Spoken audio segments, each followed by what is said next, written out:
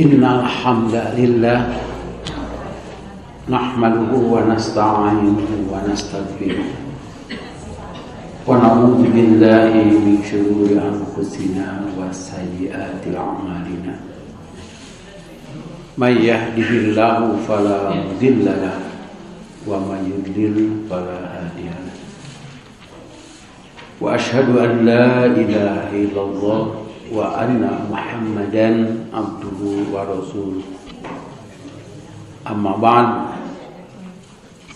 fa inna khairal hadithi kitabullah wa khairal hadi Muhammadin sallallahu alaihi wasallam wa syarrul umuri muhdatsatuha wa kullu bid'atin dhalalah.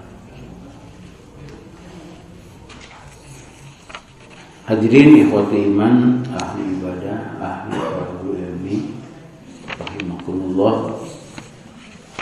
Kita akan pelajari dan bahas masalah syarat-syarat jual beli atau perpindahan milik. Dan sekarang kita sampai ke hadis nomor 810 halaman 346.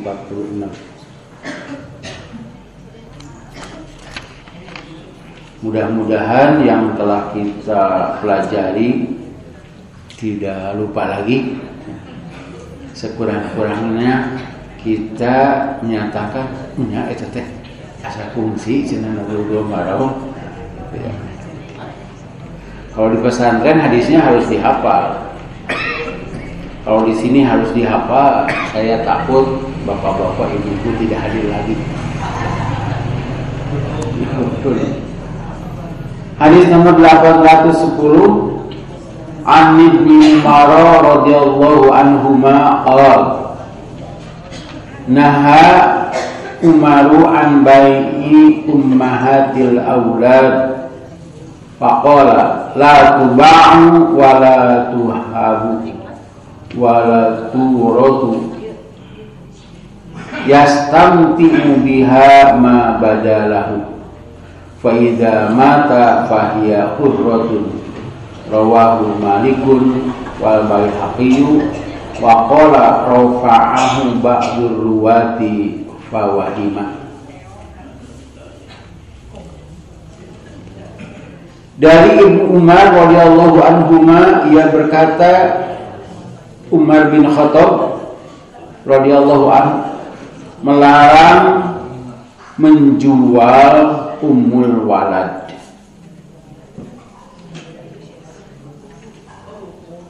Ummu itu ibu, walad teh anak. Jadi bahasa Sunda nama inung budak. Inung budak dijual. Ada angka 1. Jariyah yang dapat anak dari percampuran dengan tuannya dinamakan ummul walad, ibu bagi anak. Atau jariyah itu hamba sahaya perempuan, biasanya lebih muda, dan itu boleh digauli, halal digauli. Apabila punya anak, statusnya berubah menjadi ummul walad, bukan jariyah lagi. Kata Umar bin Khattab, ummul walad itu tidak boleh dijual dan tidak boleh dihibahkan, tidak boleh diwariskan. Diwariskannya, tuannya boleh pakai selama ia suka, tetapi apabila tuannya mati, maka ia jadi merdeka.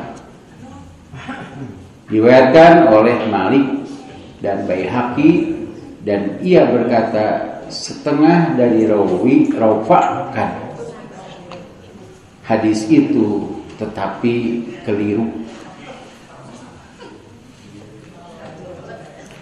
Hadis ini bukan hadis sahih, sebab bukan dari Nabi, tetapi ini keputusan pemerintah, keputusan Umar bin Khattab sebagai khalifah. Tetapi ada yang menyatakan bahwa Umar itu sebetulnya dari Rasul. Dari mana lagi dia dapat berbicara dan menetapkan hukum? Itu yang disebut dengan rofakan. Rofaknya marfu. Marfu. Apa kene? Pewita apa? Orang buka. Halaman sana? Halaman 5. Pak Haji Dadan terus eta terus dipayur sok. Ini di awas. Marfu.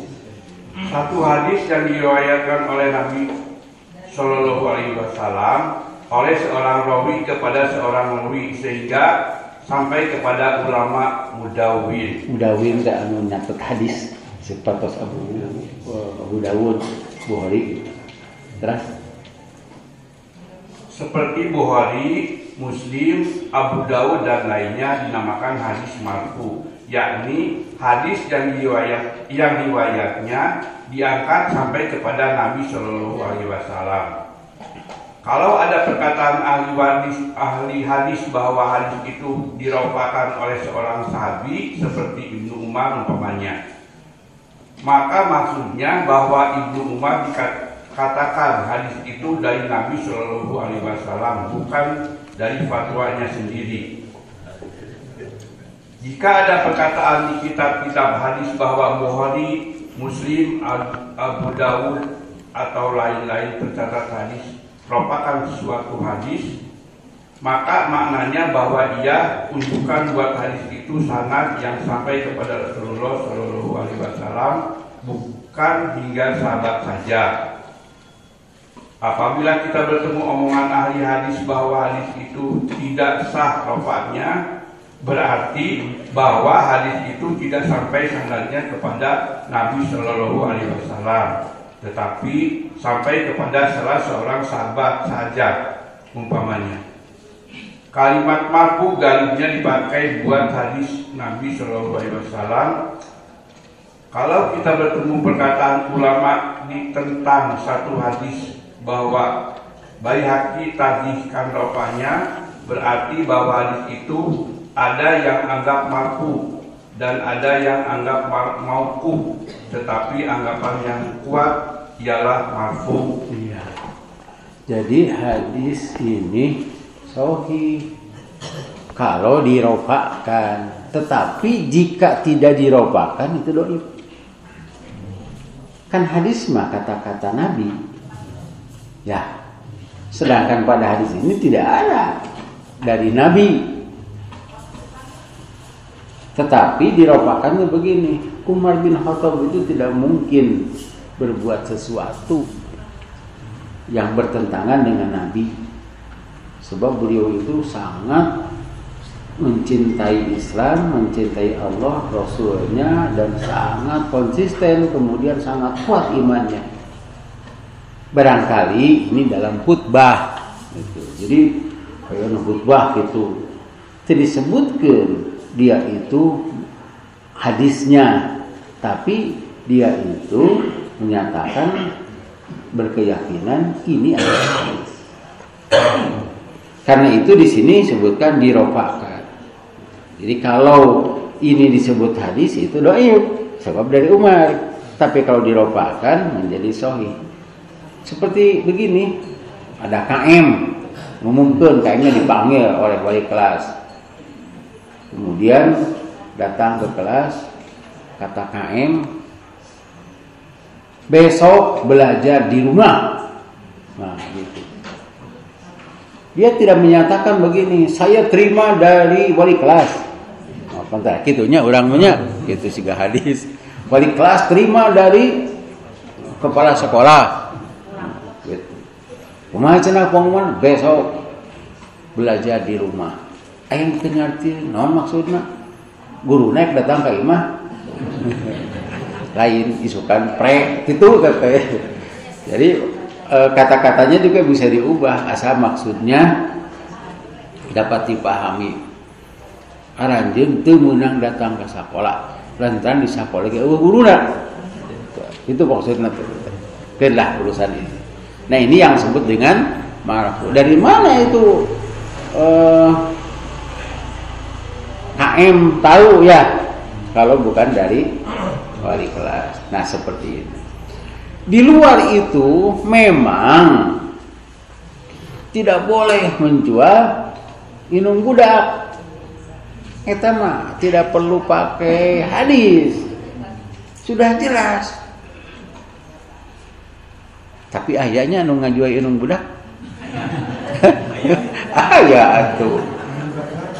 Di arah hartanya kan ada. Itu ada kumaha we lah cara nama gitu dijual gitu. Jadi yang ada yang menjual istrinya, ada yang menjual anaknya, bahkan ada yang menjual dirinya. Ayah, adek. Sumedang. Hadirin yang iman rahimakumullah, di sini tidak boleh dijual. Padahal itu kalau tidak punya anak boleh dijual. Sebab itu barang dagangan.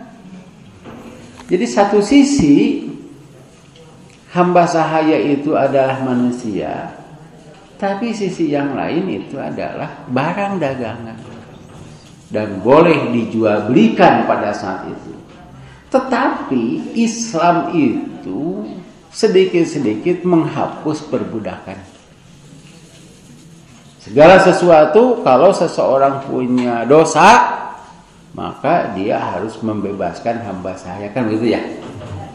Orang yang menghilangkan nyawa orang lain dengan tidak sengaja, kan ada yang sengaja. Misalnya kecelakaan, maka dia itu harus bersedekah membebaskan hamba sahaya. Orang yang berjanji, kemudian janjinya tidak ditepati atau bernadar, maka dia harus memberi makan 10 orang miskin, memberi pakaian, atau membebaskan hamba sahaya. Itu banyak membebaskan hamba sahaya itu. Ada orang yang kejadian naon? Apa ibu-ibu mah? Iya, itu membebaskan hamba sahaya. Jadi banyak ayat-ayat yang menyatakan fatahriru raqabatin. Ditambahkan fatahriru raqabatin mu'minatin. Jadi hamba sahaya yang beriman yang boleh dibebaskan begitu. Dan memang ada upaya-upaya membeli hamba sahaya. Rasul sendiri punya hamba sahaya, yaitu Zaid bin Harisah. Tapi dibebaskan. Dan Abu Bakar membeli hamba sahaya itu untuk dimerdekakan. Tapi yang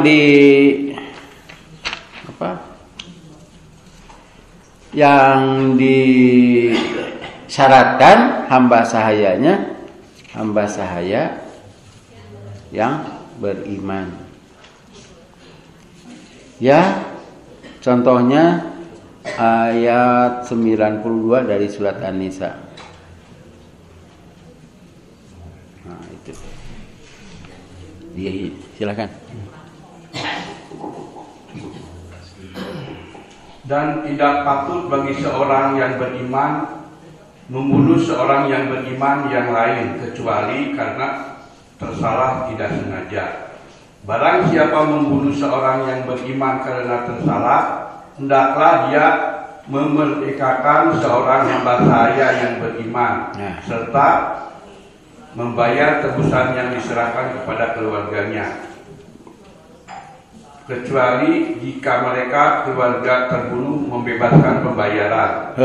Nah, ini yang kita cari adalah membebaskan hamba sahaya. Ini upaya. Jangan sampai begini. Islam itu membolehkan jual beli. Sebetulnya bukan membolehkan, sebab sebelum Nabi Muhammad berdakwah, praktek itu sudah banyak. Bahkan kalau kita lihat di filmnya ya, hamba saya teh kan dirantai geningan didagangkeun, dipoe gitu. Siga ngajua eme we gitu. Ya. Adu tawar begitu. Dan direndahkan sekali. Hidupnya boleh disiksa, boleh dibunuh, tidak ada masalah. Nah, Islam itu sedikit-sedikit menghapus itu. Contoh kedua, nah ini Quran surat Al-Maidah, ya. Itu kan yang membunuh tidak sengaja, tidak boleh sengaja. Membunuh itu ada beberapa, menghilangkan nyawa itu ada beberapa kasus, ya. Ada yang tidak sengaja itu begini, menyiksa dengan maksud memberi hukuman, tidak bermaksud membunuh tapi mati. Misalnya, ieu mah cenah kudu ieu bangsa teh urang talian, urang eleketek ku sakampung. Misalnya itu aya Pak, tiap ngaliwat kadinya, abdi kan terus ngaliwat kadinya. Yang cenah ngaleketek karunya cenah dileketek ku sararea. Napi ka mau. Itu tidak boleh, harus membebaskan hamba saya. Kita lihat Quran surat Al-Maidah ayat 89. Ya, silakan. Allah tidak menghukum kamu disebabkan sumpah-sumpahmu yang tidak disengaja untuk bersumpah. Tetapi Dia menghukum kamu disebabkan sumpah-sumpah yang kamu sengaja. Maka kafaratnya denda pelanggaran sumpah ialah memberi makan 10 orang miskin, yaitu dari makanan yang biasa kamu berikan kepada keluargamu, atau memberi mereka pakaian, atau memerdekakan seorang hamba sahaya. Nah, stop. Nah, jadi yang bernadar atau yang berjanji juga itu kifaratnya memerdekakan hamba sahaya, di antaranya begitu. Ya, kalau tidak ada memberi makan orang miskin, memberi pakaian, kade memberi makan 10 orang ya, 10 orang dibagi bala-bala hiji sewang teu kaci. Ulangnya lagi itu dari makanan yang kamu ya keluarga gitu. Nah, Allah tidak menghukum kamu disebabkan sumpah-sumpahmu yang tidak disengaja untuk bersumpah. Tetapi Dia menghukum kamu disebabkan sumpah-sumpah yang kamu sengaja. Maka kafaratnya denda pelanggaran sumpah ialah memberi makanan 10 orang miskin, yaitu dari makanan yang biasa kamu berikan kepada keluargamu, atau memberi mereka pakaian, atau memerdekakan seorang hamba sahaya. Nah, ini sebetulnya yang pertama itu memerdekakan hamba sahaya itu kan mahal ya. Yang kedua memberi pakaian, itu pakaiannya mahal itu tuh. Sana nggak bagi kaos kaki. Kaos kaki 5-an banyak itu tuh 10. Itu. Jadi yang menutup aurat begitu. Nah, kalau tidak bisa itu memberi makan. Nah, ini tapi dibalikin. Tapi kalau tidak bisa juga melaksanakan ibadah siam selama 3 hari. Jadi tidak langsung siam. Kita kembali kepada Ummul Walad. Nah, ini kita baca lagi satu hadis ini. 811. An Jabirin radhiyallahu anhu qol kunna nabi'u saroriyana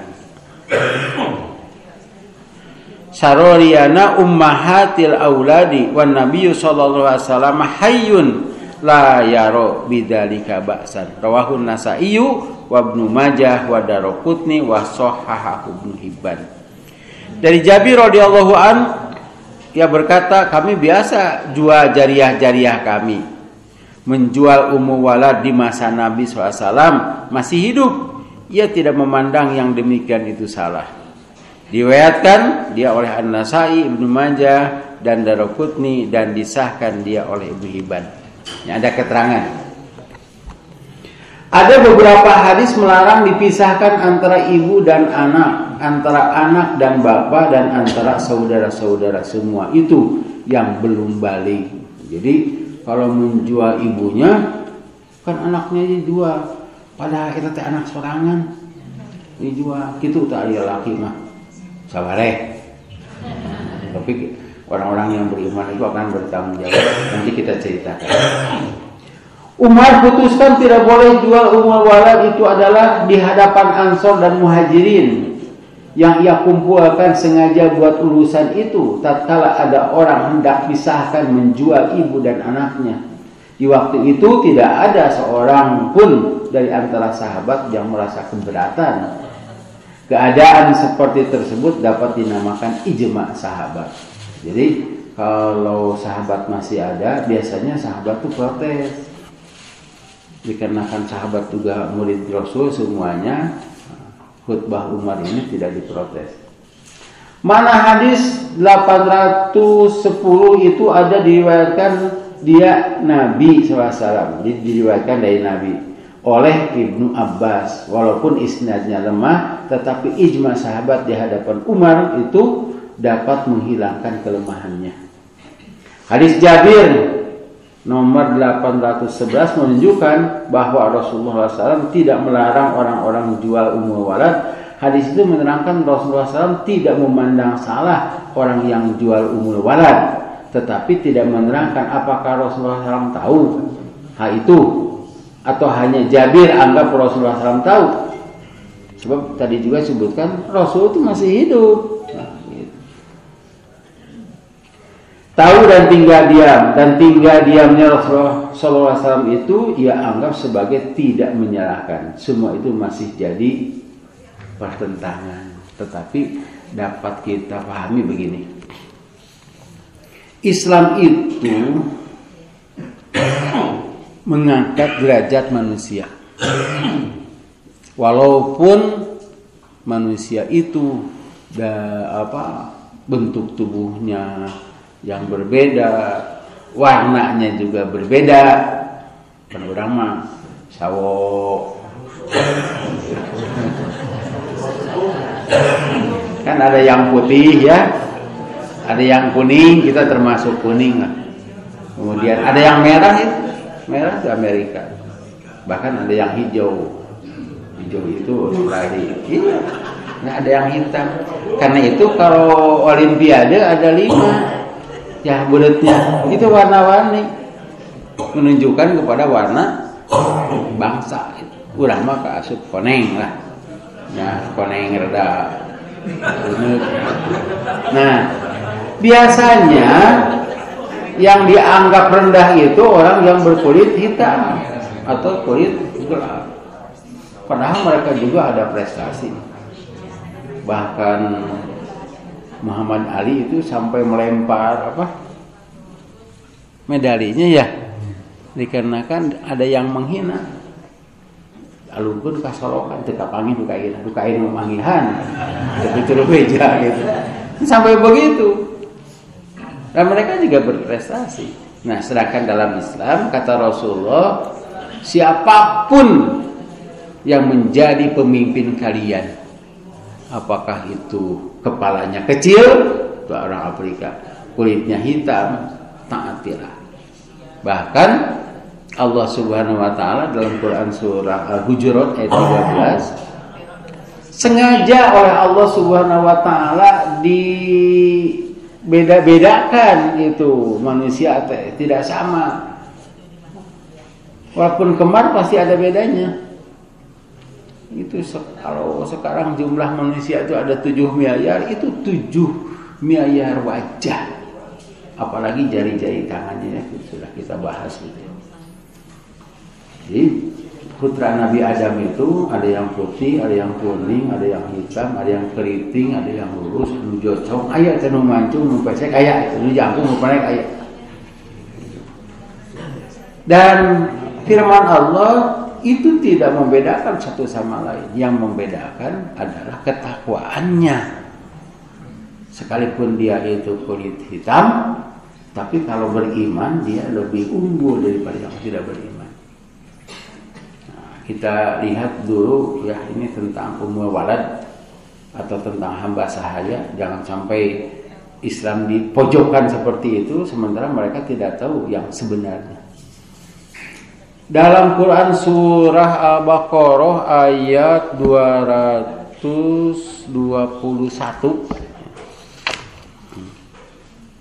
221. Kalau tidak salah benar. Nah, ya, coba lihat Al-Baqarah 221.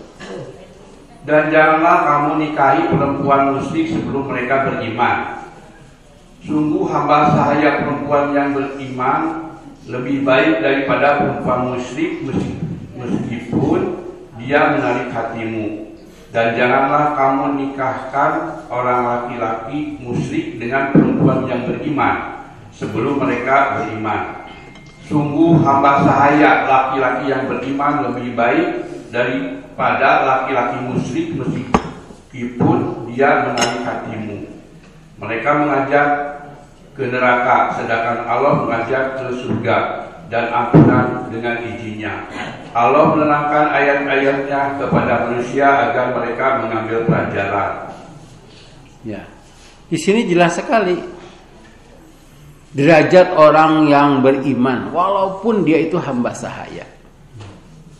Dan tepi kabitaeun atuh hamba sahaya tanya walad tadi kan kalau laki-laki mah diarah teh tenaganya ya, tapi ini juga tenaganya tapi boleh digauli, dan itu banyak yang tidak mau menggauli itu.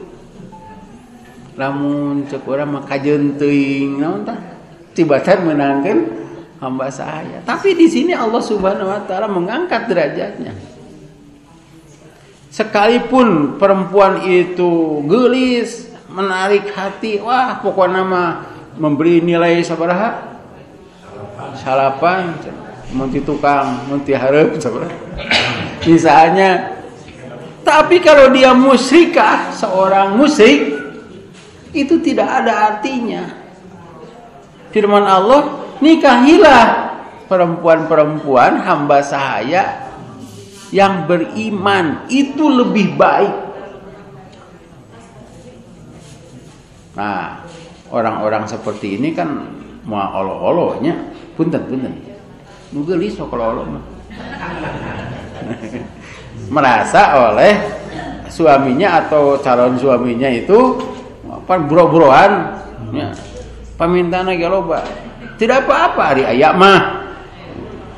Nah, firman Allah, perempuan yang musyrikah itu hamba saya yang musyrikah itu lebih baik sebab mengajak kepada kebaikan. Mau olo-olo itu.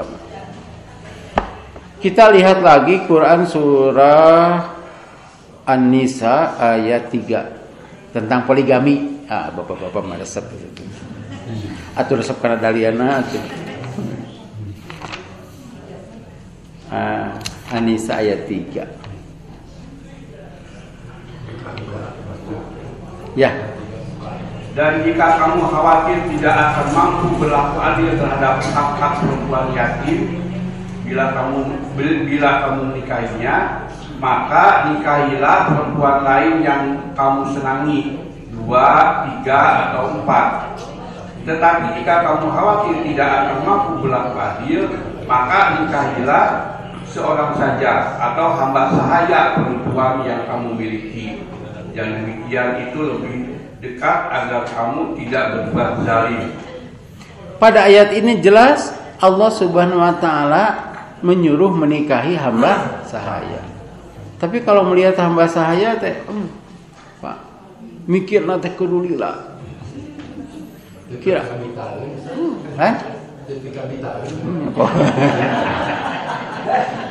Harus dilihat ini kebaikannya apa begitu. Jadi mikirnya telila gitu. Kalau ini gitu ya. Kalau perempuan yang menarik hati mampan sekalipun akhlaknya jelek, ya, itu dipikir deh. Tapi kan itu nah jadi masalah. Kalau ini, wah ini hamba sahaya dari rupanya begitu, tapi solehah itu lebih baik kan? Di sini juga Allah Subhanahu wa taala begini. Nikahilah anak-anak yatim atau ibu-ibu anak yatim. Berarti ibunya masih muda ya. Ya kan itu anak yatim. Nah, kalau sudah dewasa mah anaknya bukan yatim. Nikahilah itu perintah. Kalau tidak bisa adil, dikarenakan anak yatim itu kan tidak ada pelindung. Jadi kalau misalnya ada KDRT, itu siapa pelindungnya? Dan untuk menikahi anak yatim itu mudah, mas kawinnya juga mudah. Yatim iyo, sakitu oke. Nah itu ada kata-kata itu. Nah ini nikahilah dan berlaku adillah terhadap mereka. Mas kawinnya harus wajar. Nah kalau tidak bisa, firman Allah gitu ya. Nikahilah perempuan yang lain, mau 2, mau 3, mau 4. Silahkan. Nah ini seperti menyuruh itu seperti apa ya? Bukan wajib di sini menyuruh teh, jadi wajib poligami itu bukan begitu.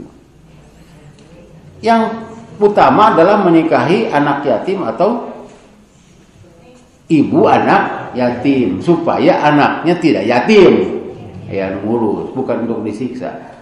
Apabila itu tidak bisa, disuruh 3, 4, 2, 3, 4 juga tidak bisa karena ya dananya kan besar ya. Beda anu kadua mah atuh. Da anu kahiji mah cukup ku 100.000 eta na teh. Mas kawin anu kadua mah beda. Cenah. Di sarumah pokoknya mah ngolona teh lain lah. Ya. Nah, kalau tidak bisa juga firman Allah satu saja. Ika hayang aya ka eueuh-eueuh. Bisa satu saja. Alasannya supaya adil, ari hiji mah adil. Kalau 2 kan harus adil dalam hal ini adalah memberi nafkah ya. Dari hati mah bisa adil, pasti oge condong karena apa ngales kadungora buah batu apa dalian nama. Firman Allah jika tidak bisa juga itu hayang cukup hiji mah teu cukup gitu ya, laki-laki teh hiji teu cukup. Firman Allah maka nikahilah hamba sahaya. Kalau memang tidak cukup, itu pilihan terakhir dan pilihan yang tidak mau itu. Seperti tadi, nikahilah hamba sahaya yang beriman itu lebih baik. Ini pilihan yang sebetulnya tidak diinginkan.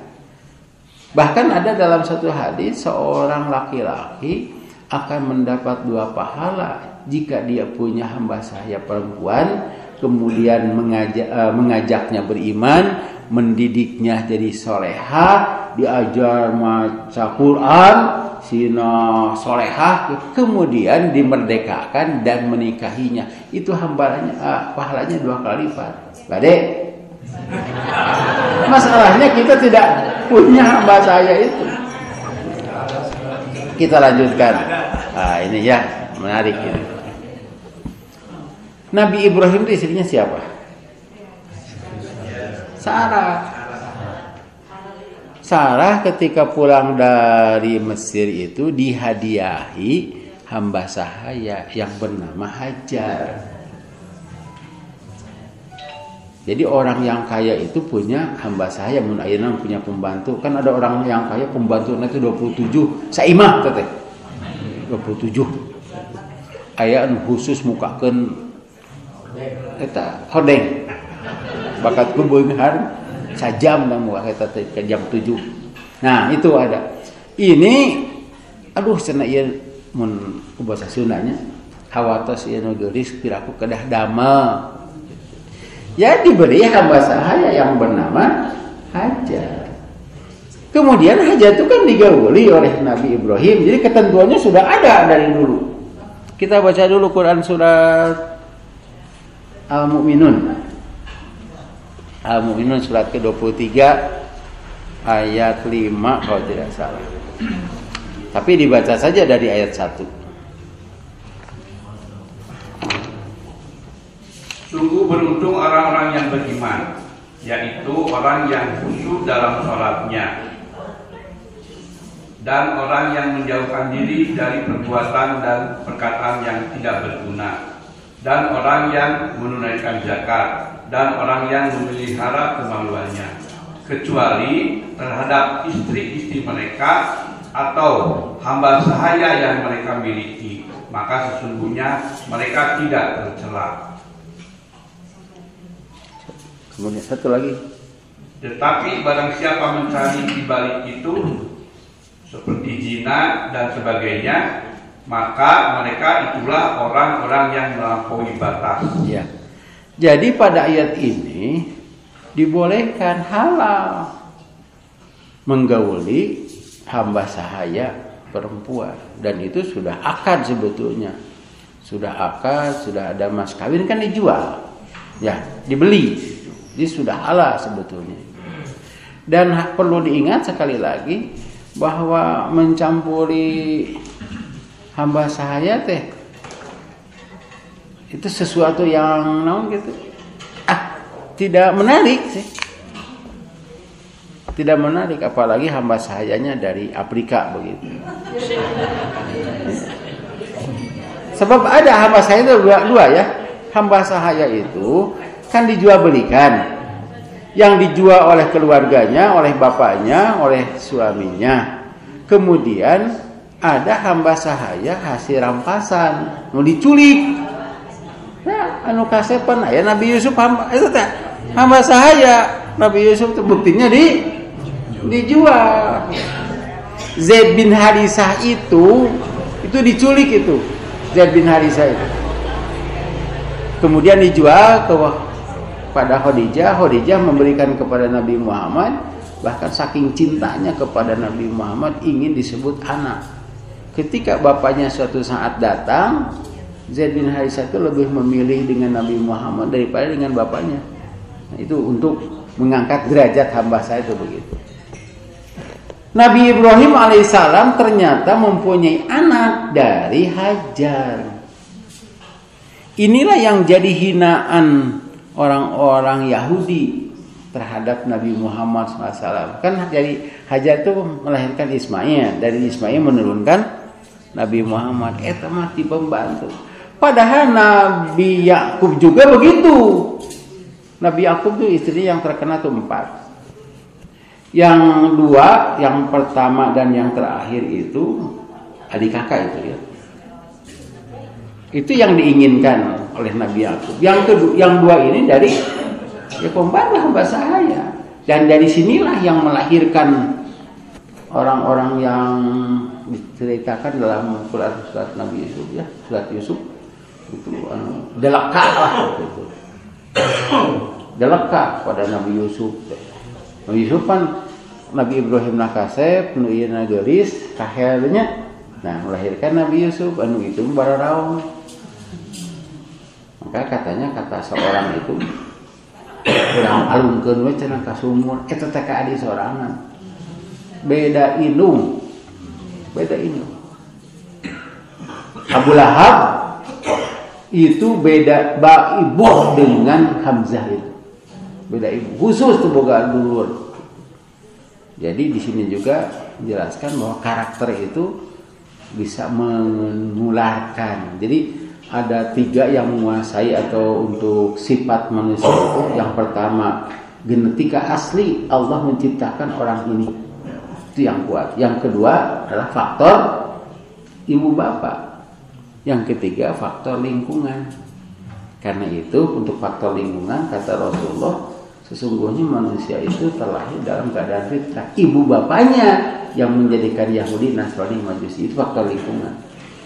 Tapi ada faktor nurunti irung bapak. Tapi ada faktor yang utama, yaitu kita mempunyai diri sendiri. Sekalipun bapak nate tukang nyieun patung, tapi anaknya Nabi Ibrahim kan.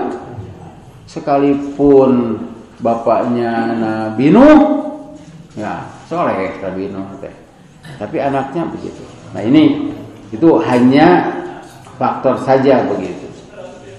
Nah di sini Nabi Ibrahim itu punya anak dari Hajar. Ini mengangkat derajat manusia. Dengan adanya walad menikahi hamba sahaya perempuan, maaf ya, sekalipun hamba perempuan itu kan bekas orang lain, kan bekas tuan-tuannya ya.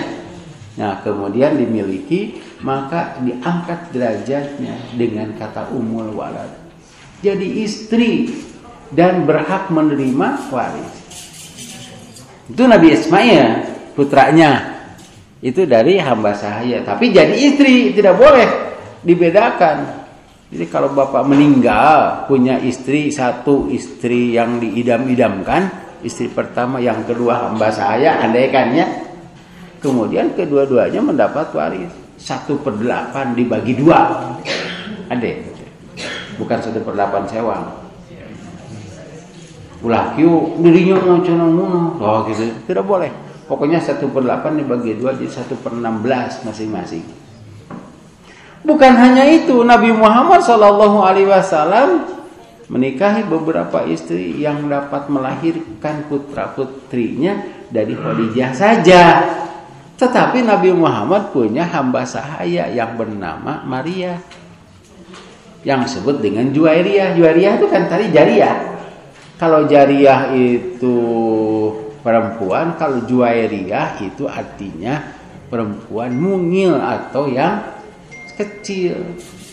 Hasan lanceukna, Husain, nah begitu bahasa Arab itu. Kalau jariyah kakaknya atau besar, kalau Juwairiyah kecil. Justru dari Juwairiyah itulah Nabi Muhammad punya anak lagi yang bernama Ibrahim. Makanya bikin cemburu yang lain tidak punya anak. Aisyah juga tidak, Hafsah tidak punya. Justru dia tak. Dan itu diangkat derajatnya. Dan memang Rasulullah SAW tidak menganggapnya jariyah, tapi menganggapnya adalah istri. Itu mengangkat harkat derajat manusia.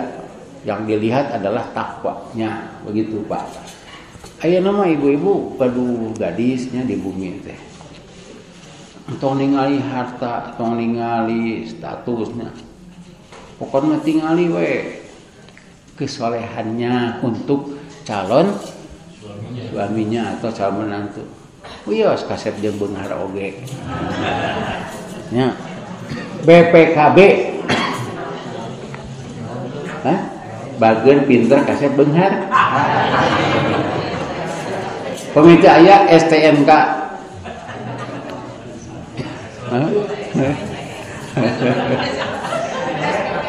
Sekalipun tua namun kaya.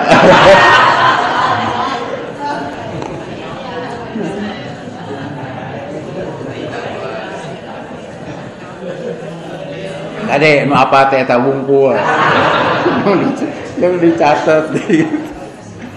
Jelas ya. Sampai di sini saja kita bicarakan nanti yang lain. Yang jelas manusia itu dilihat dari takwanya.